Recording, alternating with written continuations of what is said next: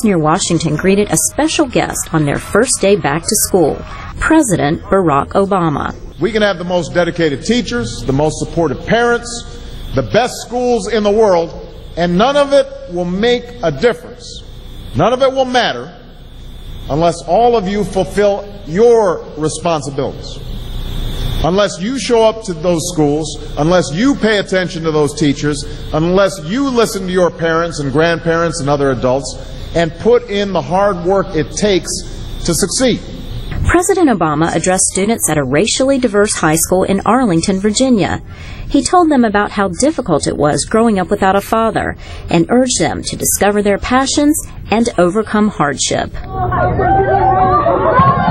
Meantime, in New York, Secretary of State Hillary Clinton met with students at an elementary school on Manhattan's Lower East Side. Ultimately, how much you learn, how you feel about yourself, is really up to you. The students found her words inspiring. I want to be a doctor so I can help people with cancer needs. I want to be a veterinarian. I'll stick with being a scientist. The appearances ended a high-pitched controversy with Republicans attacking the president, claiming he was going to use schools to indoctrinate children. When government runs everything, when government owns everything, that is a socialist form of government. Florida's Republican Party Chairman Jim Greer led the charge. You see now that we have the president involved in the car industry, we have the president involved in the banking system, we have the government entering a discussion about government-run health care.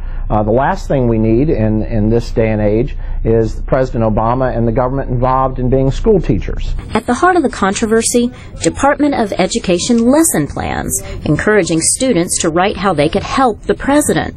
The lesson plans were revised in the uproar. Meanwhile, the White House released the speech early, and Greer and others dropped their objections. But some schools, responding to complaints, decided not to show it. In the end, the speech was little more than a pep talk. So today, I want to ask all of you, what's your contribution going to be? What problems are you going to solve? What discoveries will you make? The president's remarks were broadcast live on the White House website and on cable television. Laurel, Bowman, VOA News, Washington.